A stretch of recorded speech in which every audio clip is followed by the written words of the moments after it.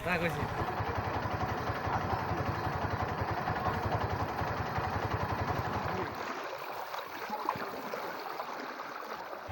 বাড়ির ভিতরে অনেক পানি, বাড়িতে যাওয়া যায় না, বাচ্চা নিয়ে অনেক ঝামেলাতে আছি, বাচ্চাদের খাওয়া টাওয়ার নিয়ে একটু সমস্যায় ভোগ করতেছি।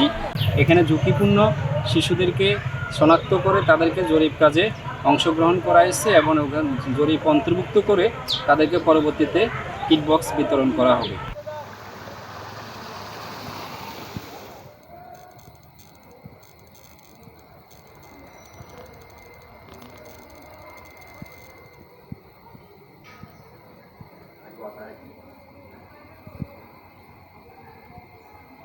সরকারি এবং বেসরকারি যে ত্রাণ তৎপরতা আছে তার মাধ্যমে আমরা এখানকার দুর্গত মানুষের কল্যাণে কাজ করে যাচ্ছি।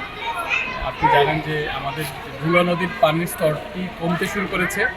আমরা আশা করছি খুব শীঘ্রই বন্যা পরিস্থিতির উন্নতি হবে। নোয়াখালী সদর, তারপর বেগমগঞ্জ, চাটখিল এই অঞ্চলের পানিটা আমাদের মানে লক্ষ্মীপুরের রহমতখালী খাল হয়ে আপনার মেঘনায় যায়।